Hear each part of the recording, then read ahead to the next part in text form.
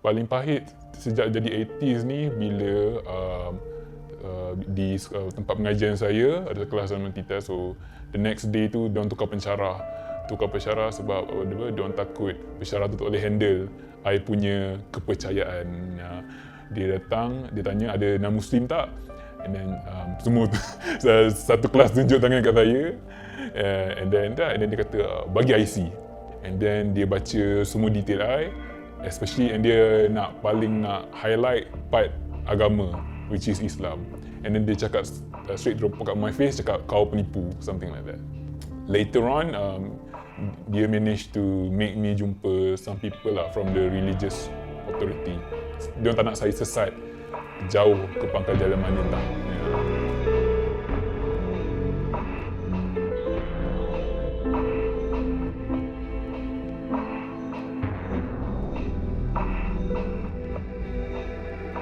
Memburu pokok ni sampai habis-habisan. Kerana dia melanggar undang-undang agama negeri-negeri. Dan bagi negeri-negeri di bawah agung juga harus memburu mereka sebab negara ini negara yang beragama. We do face actual violent threat from Malaysian Muslims. Our rice bowls can be at risk, if our companies find out, and of course ostracization from society, witch hunts. Most of them try to bawa I kembali ke pangkal jalan, dan Europe cakap dengan I yang I ni arrogant, sangat sombong sampai boleh persoalkan kewujudan Tuhan. Who are you to question God? There was one guy who wrote an article that because the Rukun Negara says kepercayaan kepada Tuhan, being an atheist is illegal in Malaysia. Kita semua tahu yang tadi yang berhormat menyatakannya adalah bertentangan dengan rukun negara. Kita harus faham bahawa dalam konteks Malaysia, perlembagaan kita menyatakan bahawa kebebasan beragama itu bukan bermakna kebebasan untuk tidak beragama. Freedom of religion is not freedom from religion.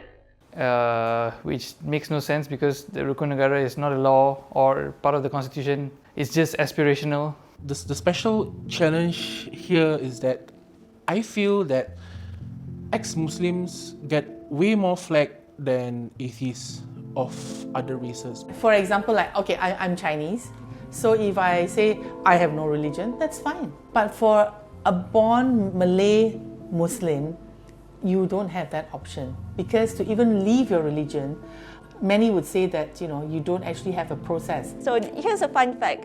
Everyone who is considered as deviant Muslim in Malaysia goes to this special place called Pusat Pemulihan Akidah, where they can hold you up to 3 years without your consent and permission to counsel you to the right path of Shafi'i Islam. In Malaysia, under the constitution, a Malay must profess the religion of Islam. So if you're a Malay but you're a Christian, then you are not constitutionally a Malay, even though ethnically you may be Malay. I may call myself an ex-Muslim, but my IC still states Muslim Islam. So there's a lot of legal barriers for me to actually get married in Malaysia. My partner is not Muslim, and it's unlike in Singapore. In Singapore, you can have a civil marriage between a Muslim and a non-Muslim. There's no such thing in Malaysia, as I found out. They're covered by a different set of marriage laws, and it states that only Muslims can marry Muslims. In Malaysia, we essentially have plural legal systems. So we have generally civil laws that affect everybody. And then for people professing the religion of Islam, you have Muslim laws, where the Sharia courts have jurisdiction, then the civil courts have no jurisdiction. So the phrasing is in the negative. But this is all now clarified with Indira Gandhi. It has taken 9 long years, but M. Indira Gandhi's legal tussle has finally come to an end as the federal court ruled in her favour, nullifying the unilateral conversion of her 3 children to Islam by her ex-husband. My ex-husband and myself, we had some family arguments, and one day he came home, he assaulted myself, my mother and my sisters, and that is the day when he took away my youngest daughter, Prasanna. My ex was converted to Islam, and he converted all my 3 children into Islam as well. for me, I have no issues of him converting to Islam. But when it comes to the issue of children, I think I have my say into their life as well. For state of Perak, the father has the jurisdiction to convert the child without the mother's consent. But as he was a Hindu before the conversion, and our marriage was in a civil court, so I think it is best to dispute in civil court rather than Sharia court. Indira Gandhi's case was clearly a case where people willingly partook in the violation of her mother's right based on any moral value of any religion over a child. But the way that it was marketed, the way that it was advocated, the way it was perceived was like, oh, Islam versus non-Muslim, which is how it was. It was basically a political power play, when effectively it's actually a mother frantically trying to get access to her own child, which should never have happened.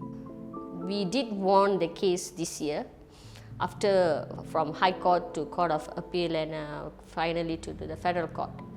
And despite winning all these court cases, Prasanna is still missing. And the only sad part is my daughter is still missing. I can't see her.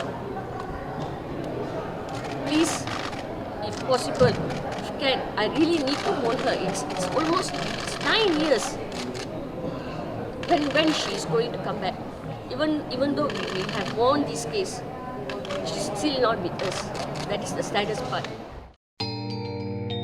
I don't believe in this dual legal system. I believe there should be only one law for every citizen. It won't work. It hasn't been working pun. You know, it's a recent invention. Even since independence, we had, you know, special law for family affairs, but that has been expanded, you know, more beyond that. We actually have had no religious freedom problems in the past.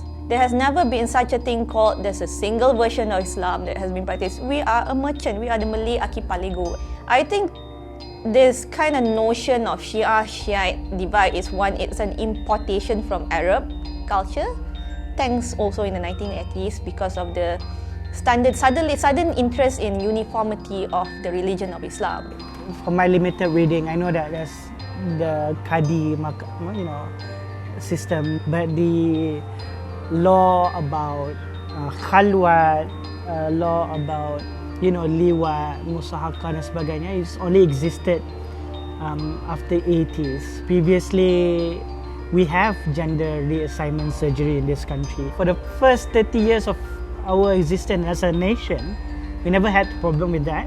So if you want to talk about how do we become like this, there obviously is a political push to be like some other type of people, and those types of people are the kind of people that you think are Islamic, and that's the way it should be. Dan sekarang ini kita lihat retorik ini menjadi zikir kepada pihak penguasa untuk menjustifikasikan dasar-dasar yang mengasing-asingkan masyarakat. It is not the people who are practicing the religion that makes it bad.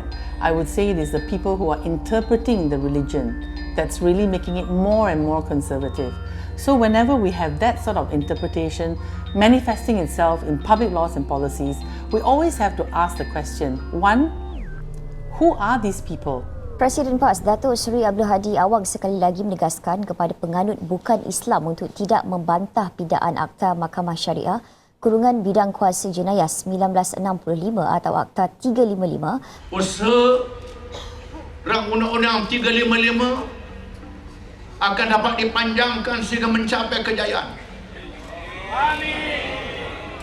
There's this act called the Sharia Courts Criminal Jurisdiction Act 1965. The current jurisdiction states that all Sharia courts in Malaysia's ceiling sentencing power is 3 years jail, 5,000 ringgit fine and 6 strokes of the cane, right? So what does Hadi Awang want?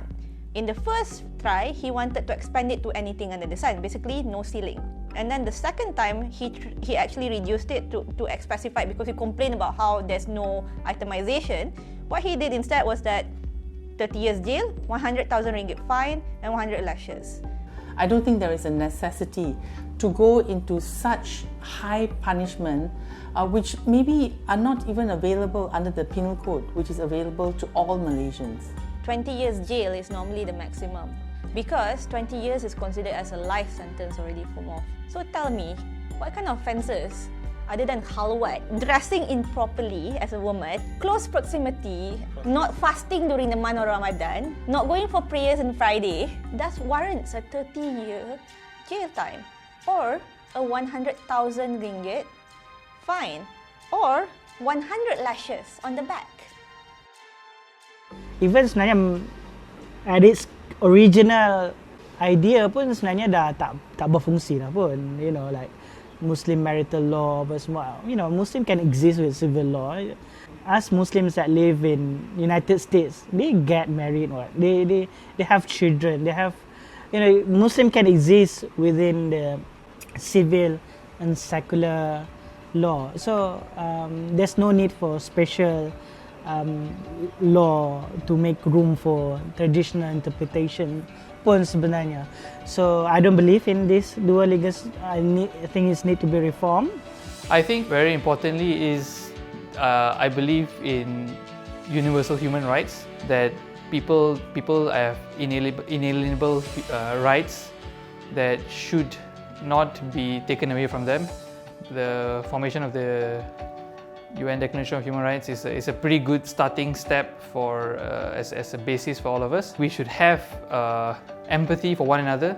Try to understand different points of view. Even if you don't agree, you should realize that some things, even if you disagree, do not affect you. And as long as they don't affect you, you probably shouldn't be too involved in how someone else lives their lives. You should empathize with their issues and their difficulties. I mean, I would like to live in a world which is fair and equal for everyone, and everyone has a level playing field, and that people aren't discriminated against. And at the end of the day, the laws doesn't make a Muslim, right? You're a Muslim not because of the law, but you're Muslim because of your conviction. So that what matters at the end of the day.